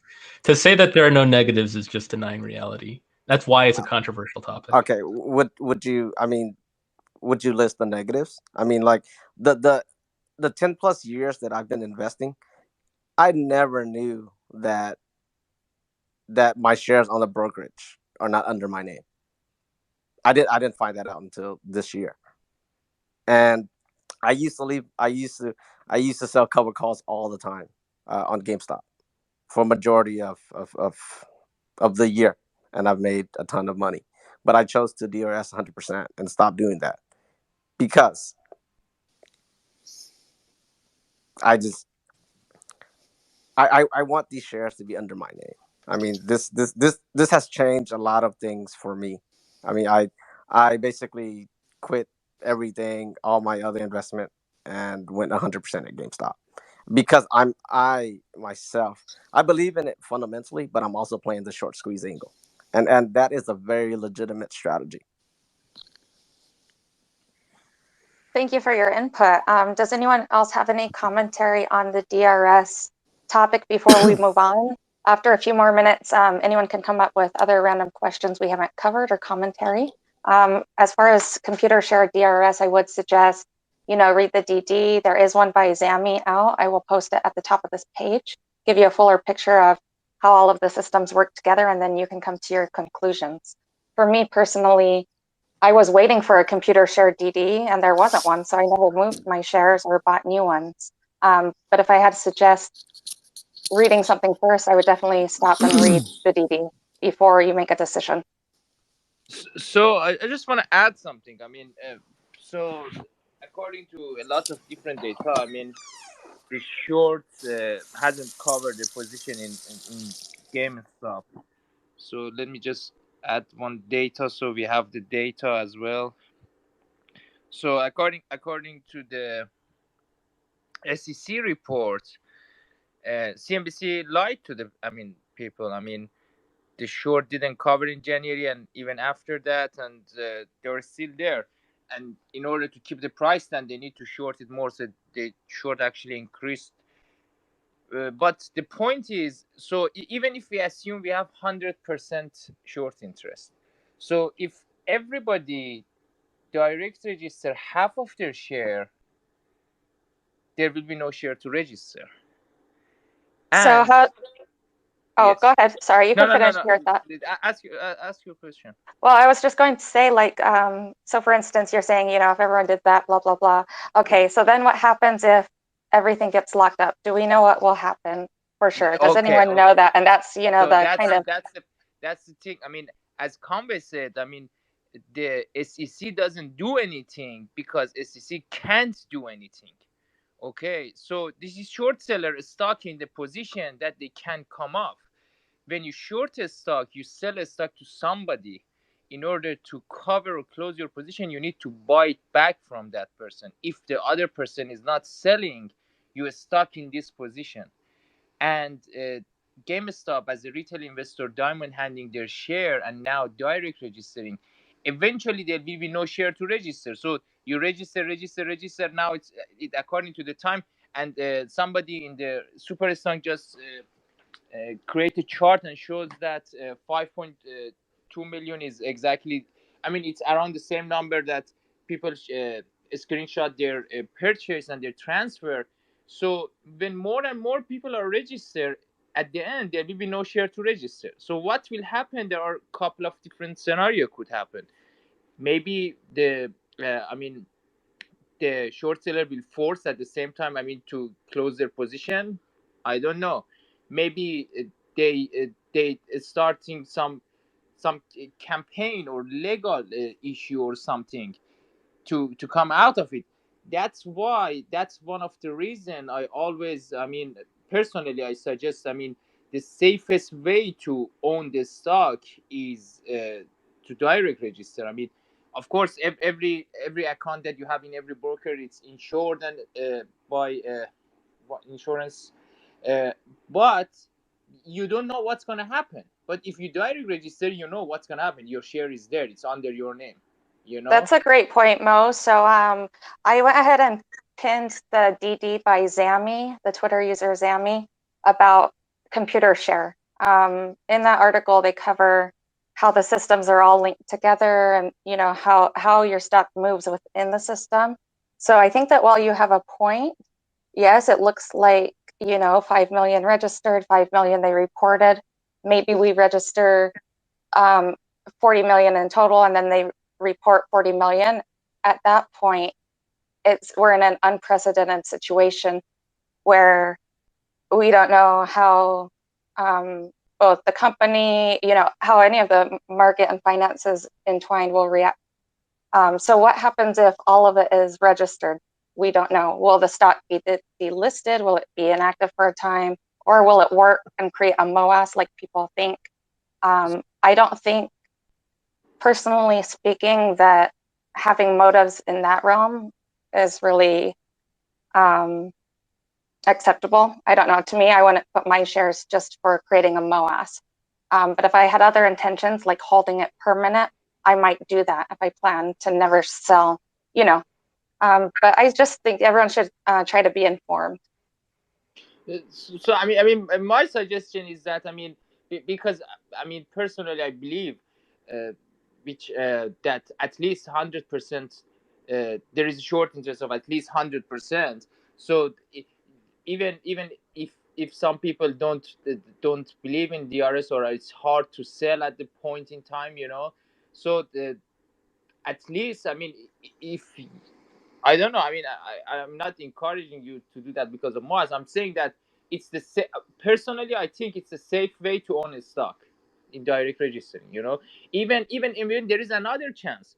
So there are talk about NFT dividends. Okay, there is a talk, there is a speculation. GameStop probably will not do that because of the consequences. But if there is a dividend, okay, GameStop says, okay, I'm gonna give each of my shareholder this NFT. So according to the number of their share. So the first people who gonna get their, NFT or anything from the company will be the people who direct register, because you direct register, it's easier. Competition is the transfer agent. GameStop give it to transfer agent. Competition, you will receive anything that is come from GameStop. So that's my suggestion. Of course, everybody think about themselves, and can go and read and understand what are the system and decide for themselves. Everyone has a different thought about how effective it could be in creating this or doing that. But I think that overall, for me personally, it's kind of just one additional little hedge against brokerage fuckery. Like personally, I have my shares split between two different brokers and DRS. Like I think just like almost exactly 1/3 each, because it covers all the bases. And I don't see any downside to it. I mostly agree with Mo on this one. But the long story short for all of it is that, in my opinion, it just doesn't even matter, because as long as people buy their shares and hold them, like all these other things that we do can help, but they can't hurt, because they need our shares. And if we don't sell them, it doesn't matter. They fuck. Can I just point out something really obvious to me? Is that they reported 5.2 million shares directly registered, right? Ryan Cohen alone has more than 9 million shares. And the quote-unquote DD on Reddit was saying that even Ryan Cohen DRS'd his shares. So where did those 9 million go if it's only 5.2 million? Big brain Right? Conway in. Yeah. Hang on. Great Yeah. point. Okay. So right off the bat, that doesn't make any sense. Okay. People are trying to say that, maybe Keith Gill, Roaring Kitty, that he directly registered his shares too. There's never been any mention of this ever before. Okay, so all of this just kind of came out of nowhere. It's all speculation, and it is highly controversial. And this is where I want to talk about a little bit more speculative information, right? Like I wanted to start with that because that's evidence that we have that, like, you can't deny that, right? For me, I think this is another piece of FUD. I think that the DRS thing, personally, I think is FUD. And the reason I think that is because when this all started going down, and I just had simple, basic questions, and I posed those publicly, I got so much hate, so much FUD, and so many shill and bot accounts, and like so much crap thrown at me that it really surprised me. It took me by surprise in a big way. Okay. And I had like hundreds, if not thousands of comments and these really shilly looking accounts coming after me. Okay. These were brand new accounts. These were clearly old accounts that suddenly became active again. These were, accounts that previously only spoke in foreign languages and now suddenly started speaking in English. Like all sorts of suspicious activity. Yeah. So I don't trust it. Okay. Like I hate bringing this topic up again because I'm so done with being bombarded by people who, shill DRS. Like I'm not a fan of this entire thing because of how suspicious this whole thing is. Is it good? I have no idea. Is it bad? I have no idea. There's definitely a lot of arguments for either side, for both sides. And for me, I'm not touching it. Like, I don't want to talk about this. I don't want to influence anybody. I'm just saying that if you even have any doubt, just try to ask questions. Just try to ask intelligent questions. Maybe even pretend to FUD it. If you're a fan of DRS, if you're not a fan of DRS, just even try to pretend that you're on the other side and see what happens. Okay? If you FUD DRS, you will be attacked. Period. Okay? Reddit, there's a reason I don't ever go back to Reddit anymore. Okay? It's been completely bombarded by purple circles. This is clearly mass hysteria. I don't think it's natural. Okay? To me, and my background is in psychology, right? To me, clearly it seems like this is some narrative being pushed by some externality. It does not look natural to me at all. And that's why I'm not touching it. I just want to add that I completely I understand what you're saying, but GameStop company, they changed their website and they add transfer agent because they were getting bombarded by questions from people, and these may not even necessarily be actual investors. These could be bots. These could be shell accounts. We have no idea. Okay, and here's another thing: we know that DRSing shares makes it illiquid, and this is completely uncharted territory. Right? We've never seen this happen before, at least not to my knowledge, where people wanted to directly register their shares. Right? Yes. But what we know is that if people do decide to sell, and you can say that you're going to DRS shares that you're never going to sell anyway, if you actually see this sort of, short squeeze scenario and you change your mind, then what happens? There's no guarantee that you can get a good price for the shares that you decide to sell because of how annoying the process is. Hang on, I'm almost done. So, and we don't know what's going to happen, right? So if there are a lot of shares, DRS, and there are a lot of people that change their mind and say, you know what, I do want to sell my DRS shares again. And then all of these shares get collected, right? First of all, the transfer agent could get completely overwhelmed, and we don't know when they're actually going to sell the shares. Look what happens in after hours. In low liquidity environments, a block of shares gets sold. It's not just for GameStop. It's for any stock that you've seen drop a ton, right? A block of shares gets sold and it tanks the price. And sometimes those stocks never recover, right? Now, if you want to deal with that again, by all means, but you have to understand that this is a possibility that can happen with DRS if people all decide to sell at the same time. If the transfer agent collects all of these shares that everyone decided that they wanted to sell and gives it back to the DTCC. Because at the end of the day, if you want to sell your shares through ComputerShare, it does need to be re-registered with the DTCC, and then we don't know what happens. If you have it in your brokerage, you have control. Okay, they may not be directly registered in your name, but you can turn off share lending, and you can decide if you want to sell 1 share at a time, 10 shares at a time, however many shares at a time, at whatever price that you set, and it gives you control. But at the most obvious thing to me, again, is that they reported 5.2 million shares registered so far at the end of October. Ryan Cohen has over 9 million shares, and all of the DD on Reddit was trying to tell everybody that significantly more shares than 5.2 million had already been registered. So there's so much that doesn't add up with this DRS narrative to me. Okay. Thank you, Conway. Again, do your own DD. Can I add something? Okay, just a minute, everybody. Please raise your hand. Pone was first. Conway can finish his thought, and then Pone can go. I'm good.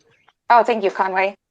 So I wanted to bring up, so in regards to DRS, I would like to remind people the reason as to why I originally got started, because essentially the idea was you would toss a few, more or less the term or quote would say, I toss a few into the infinity pool, because effectively what would happen is you would just throw a few into the infinity pool to ensure the infinity pool not only existed, but also to ensure that you would get a dividend as well.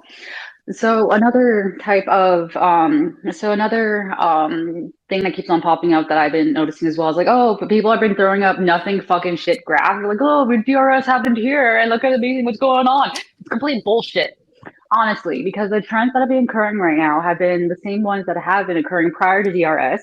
So when people are like, oh, it's happening because of DRS, it's unless they provide the actual numbers proving a correlation between the two, it's completely observational bias. Furthermore, why those graphs are complete bullshit is so they're tracking multiple different type of graphs are tracking essentially the number of counts versus the dark pool data. First of all, you're not interested in determining the amount of shares that are DRS. You're not interested in number of counts. So because the number of counts are just this is a nothing number. You don't even care about that. You're interested in the number of shares within that account. So the graphs that are shown, that's like, oh, we hit this many counts. Okay. But so it doesn't show you, it's assuming that the number of counts all have the same number of shares, but it's not. So it doesn't account for like the different like distribution or like the number of shares per account is going to be different, nor does it also account for that the previous, like the older accounts are still DRSing shares.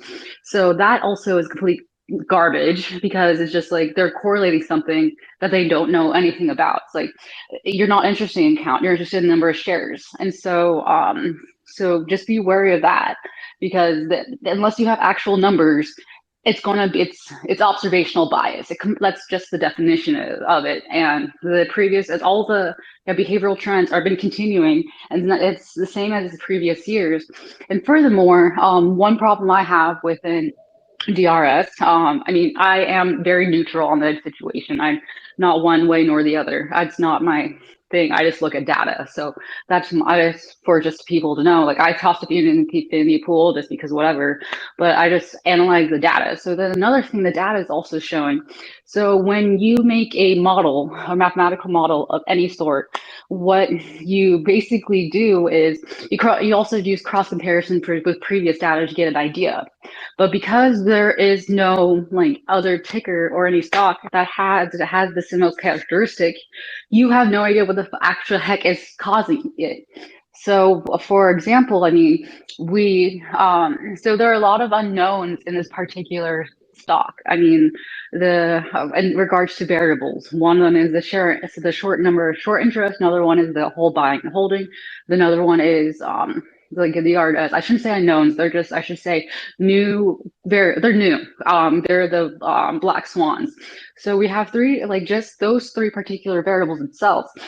We have no idea what actually is going to look like. So to say that there's a correlation for something that actually is way more complicated than just that is very naive and all arrogant, in my opinion. And furthermore, when it comes to DRS, I've asked this question multiple times, not only so hypothetically, if we have a share with associated like SID or just identification number, so then it gets bought out. So what does that happen? I've been trying to figure out like, okay, within the system itself, okay, we have the share number A1, it's bought. So what happens to all the previous naked shares that are just like floating out in naked share land? So what do they just change their numbers because they haven't been assigned an ID? Or do they just kind of wait there? And so that's like what happens to the process of the shares that were copied off of share A1, for example. And then another question that I've been trying to figure out is, so if that happens, so theoretically speaking, if we have share price A1 and it's been DRS, so does that immediately just cancel out the rest, or does it actually, is it like, yeah, just immediate cancellation? Or is there a waterfall effect? For example, so share A1, then share A12, then share A13, like get canceled out, and so it's a subsequential waterfall effect. So it may not necessarily be an instantaneous type movement. And then another question that people like to furthermore to make it even more complicated that I've been trying to figure out how the heck this shit goes is so if the short interest is like 100% or 1,000% or whatever, some huge significant magnitude of value, if it's an instantaneous, like an instantaneous effect, or if it's a waterfall effect. However, it's still, you can still make a copy of a copy. I mean, there's nothing saying you can't. So that particular share is done without the copy of a copy, though. And so that's another like a random hypothetical situation that I have yet to get, or theoretical situation that I have yet to receive an answer for. And then another thing another thing is like, although this may be implemented and the idea of it is sound, however, similar to a lot of this entire thing is like, it doesn't mean it's actually happening. Just because it's been signed doesn't mean it's actually happening. I mean, this entire situation is occurred because of all the tomfuckery that's going on. So it's to assume that this is the one thing that they're like, oh, these guys are total criminals, but this is the one thing that's going to work. Like, okay, like, because all the other crap that's supposed to work didn't, I like that, they're supposed to be following laws, like, it's still crime. I mean, just because that's, like, theoretically it should work, doesn't. I mean, theoretically, there have been multiple events in the past as well, where theoretically is supposed to be the, like, catalyst for MOAS, however, they were not. And so basically, I would like to hope that given like just the hypothetical questions that like I've been asking or just asked, or like basically how there's no model whatsoever to prove that this is actually would happen, the crime within behind it, the multiple events in the past that have not actually caused a catalyst. And so that's my concern basically. Like, people have so much hope placed on this one particular entity, and it's going to be heartbreaking if it doesn't work out there, but it's going to be the most heartbreaking in comparison to all the other supposed catalysts, is because all the previous catalysts in the past were very passive. We just had to wait, for example, for all the laws and regulations to be implemented early this spring, or we just had to wait until like the shareholder meeting, or we just had to wait for X, Y, and Z or some other event. But with DRS, it's going to be more traumatic or detrimental to the morale, I believe, if it doesn't work out, because the shareholders ourselves are playing an active role of trying to cause the catalyst to occur. But however, we have no previous evidence to prove that this is something that would cause it to occur.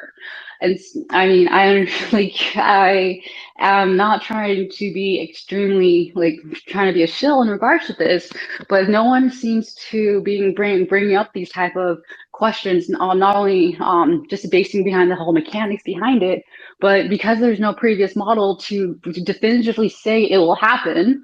It is arrogant to believe that it will, or not just extremely hopeful. I mean, I hope that it is, but just to be aware, people, that there's more intricacies than just with that, and just hope for the best, but expect the worst, because that's what's been fucking going on this entire time. Thank you, Pone. Yeah, I would agree on that, especially with CRS, when there's a whole process of selling and getting your shares out. I have one point to add on CRS or CSDRS, direct registering. Just would like to make everyone mindful that, when you see big topics pushed suddenly or even gradually over time, the sentiment changes. Just keep in mind, there's marketing companies, there's shills, there's people who are changing the DD that comes out, as far as the narrative, or pushing it, let's cause MOAS. Be mindful. You're not rushing into things. When that happens, then why are we rushing into something? Back in February, I registered Fidelity and was very happy with them. But suddenly, over summer, computer share. So just be mindful that there could be shills, there could be campaigns. Big V, do you have anything on computer share? And then we should move on, because we've been on for an hour and a half or two. We can accept anyone who has a question. Okay. If you haven't spoken a while, please drop off. You guys, I'm looking at maybe 15 more minutes. Okay. So if you have any questions, you want to come on up and talk, and then after 15 minutes, you guys, I'm getting kind of tired. That works. Oh, I can host one. Yeah, Pone. I can set up a host. I can set up a host. Yeah, for sure. Whoa, Pone is on deck. Okay, so let's say at 8:40 in 15 minutes, we could end the call. Pone will go on and host her own call of her own choice of topics. One last point on computer share. I mean, one quality is that you can have diversification. So you put your eggs in all the baskets if you want. I have 3 brokerages. That's what I'm content with. V, do you have a question? Big V, I mean. Hey guys, what sparked interest in DSR for me was when Roaring Kitty, when he tweeted that video meme. I don't know what kind of movie it's from, but it's the patient is getting evaluation and he's being shown pictures, and we deciphered that it's probably computer share based on the pictures he's being shown of computer, poo, and forgot what was the last picture, basically, right? So I do have few shares registered, right? So, and GameStop team as well, somewhat indirectly, we're hinting through their tweets that they like computer share, right? But it's all speculation. But I think it's a good way to diversify, not to have all of your eggs in one basket. And that's all I have to say. Thank you, Big V. That's a great point. I just want to speak on this real quick. Sorry. I agree that diversification is fine, right? If you want to do some DRS, I have no idea. You know, if that's your choice, that's your choice. When you start talking about like DRSing all of your shares or majority of your shares and causing a short squeeze and a MOS and stuff like that, that's where I get concerned, because that starts to sound really close to manipulation. Now, I understand that this is a manipulated stock, and I understand that you're angry and upset and you feel powerless to do anything. I understand all of those things, but like it seems weird to me when this narrative seems to have come out of nowhere. There, like, it was an ice cream cone, which Ryan Cohen has tweeted before. It was Mr. Hanky from South Park, which is a piece of poop, you know, which is another Ryan Cohen thing that he loves posting. And then it was the chairman meme that Butt Farm made. It doesn't necessarily mean computer share. I think people are reading maybe a little bit too much into it. I don't even know if that was the order in which those pictures showed up. And you know, it was just... So that just goes back to the community manager addressing the holders, saying, you know, we see you, we acknowledge you, you might be running too far onto your rabbit hole. Exactly. I think we should stop with computer share and give the people 10 more minutes to ask questions, and we get back to... just one Can you stop interrupting, please, and raise your hand? We have only 10 more minutes, so I think we should get back to earnings, positive discussion, and look forward to the future. The next couple of months, we're about to hit long-term gains, some of us.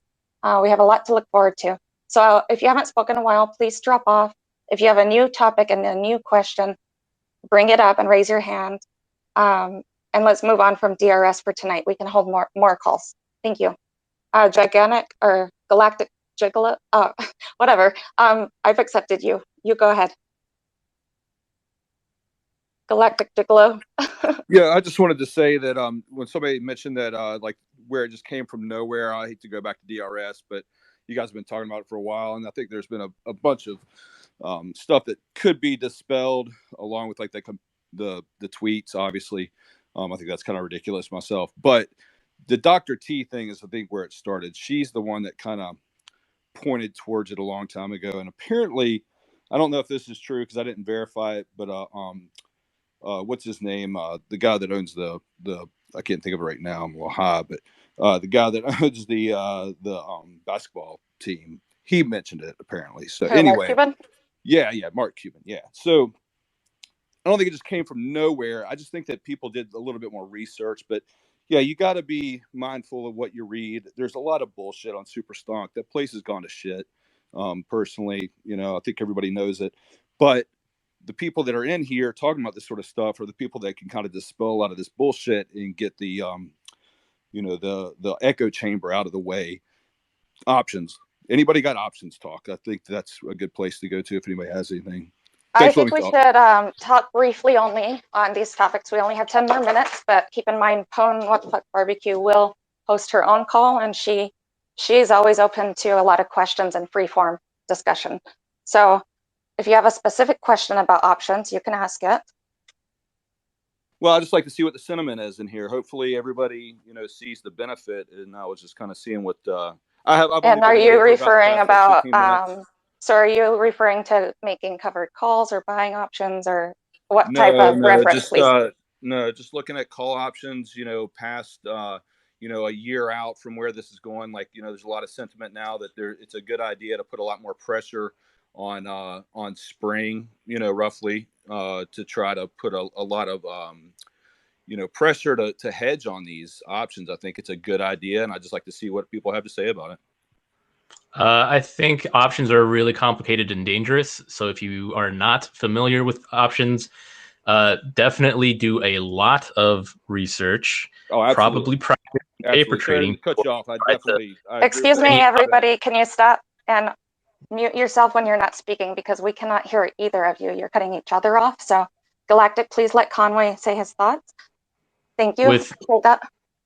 Look, if you're new to options, there's paper trading where you can use fake money with the real stock market and practice. And please practice, even if you're new to the stock market, please practice, research, know what you're doing. And remember that there are thousands and thousands and thousands of stocks in the stock market, and that there are thousands of options for derivatives. You can trade indices. Like, you don't have to just focus on one stock. There are many choices. I should have said choices out there. Okay. And we've already seen a number of people get blown up for messing with options with GameStop. Okay. Now, again, this is not a condemnation of options in GameStop, and this is not an endorsement of it. Just know what you're doing. Be careful. Understand the risks. Okay. At least be familiar with the Greeks. At least delta and gamma and implied volatility. Okay. If you don't know what those are, if you don't know how they affect options, if you don't know how expiration and strike and these Greeks have, their relationship to each other, maybe you don't know enough about options to be trading them. Okay. That being said, it's a free country. You could do whatever you want. Just if you get blown up, don't blame any of us. You got to take responsibility for that for yourself. Can I look jump into in? the chain, look into the expiration, look into the open interest. Like, there's all these things that you need to consider. Go for it. There's nobody trying to be Warden Elite here. I'm just talking about, like, yeah, I agree with you 100%. 100%. Like, people that don't understand options should not be playing options. I'm talking about people that do. For me, again, there's thousands of other choices out there with we're talking less GME. manipulation. I'm sorry to cut you off, man. We're on a time frame here. Excuse me, can you just say a direct question and let him respond, and then we need to move on to Smooth Brain because the call's going to end in about 5 minutes. Okay, let's talk about GME then, right? There's more open interest in puts than in calls, and the implied volatility looks high to me. So the options are very expensive. I'm looking at the April expiration because that's when Q4 earnings are, and they look very expensive to me. Now, if that's a risk that you're willing to take, and you've checked all the other boxes that we've already talked about, and you feel comfortable doing that, again, that's your choice. I'm not going to say yes, go for it. I'm not going to say no, don't go for it. All I'm saying is that a lot of people here are probably really new and they don't have the experience. And at the end of the day, there are other choices. For me, I'm not touching options on GameStop, but I am buying options in other things like US Treasuries. And why US Treasuries when everybody is so bored? It's because it looks like that could short squeeze too. And we know that, some of the people shorting GameStop are also short US Treasuries, and I've had success. That's not, a recommendation or anything like that. Again, there are so many other choices out there, but for GameStop, that's my thoughts on it. Thank you, Conway. I appreciate that. And, I'm not trying to be so direct and blunt, but we are on a time frame and we have a lot of people listening. So getting deep down into some of these topics is just too much. Smooth Brain, you can make your comments, and then Ben, and then I think Ben should be the end unless we have more speakers.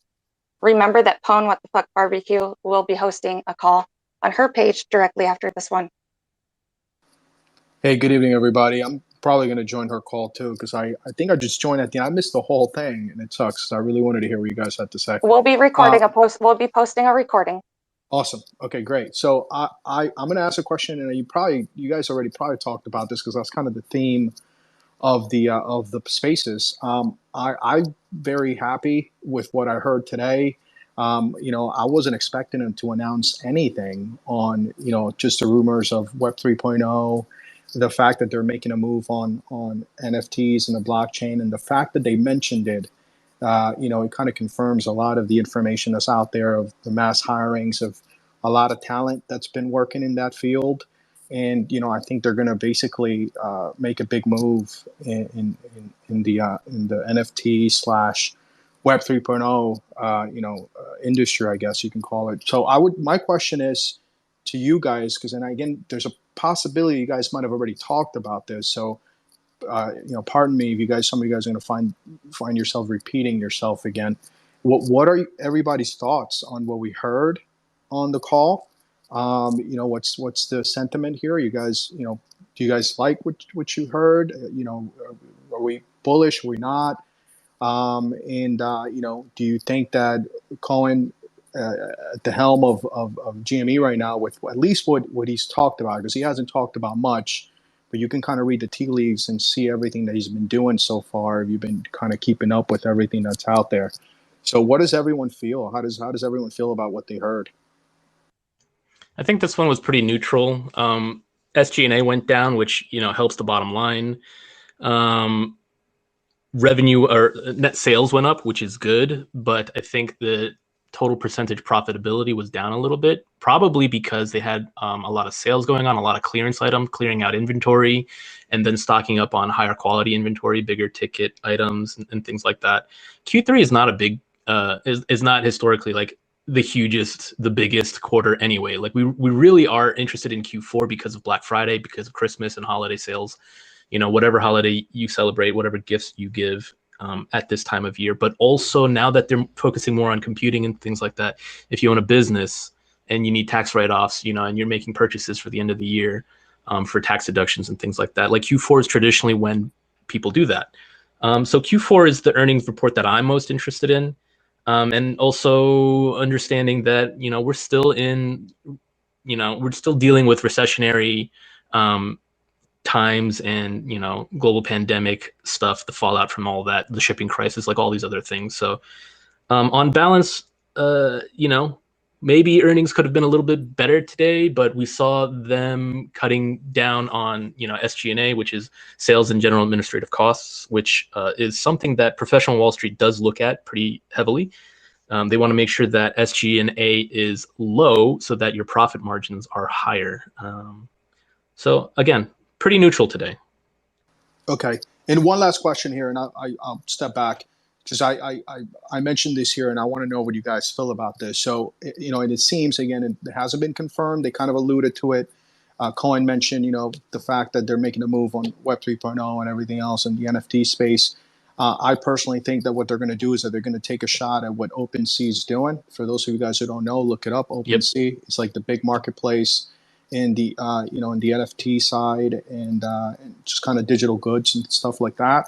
I think they're going to make a big move. And NFT, I think they had a month where they did like $3 billion in sales, and this is taken into account that it's extremely complicated for anyone to kind of go on OpenSea and buy any NFTs right now. It's the most burdensome thing you can think of right now. You have to go through so many hoops and get your MetaMask, which is not the safest way.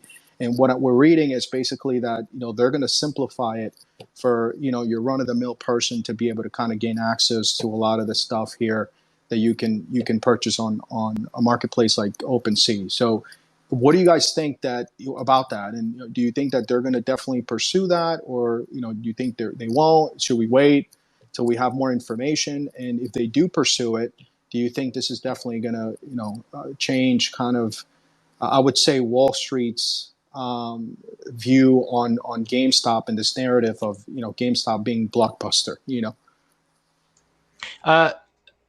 So let's be clear. This is going to be speculative, but I think it seems pretty obvious to me.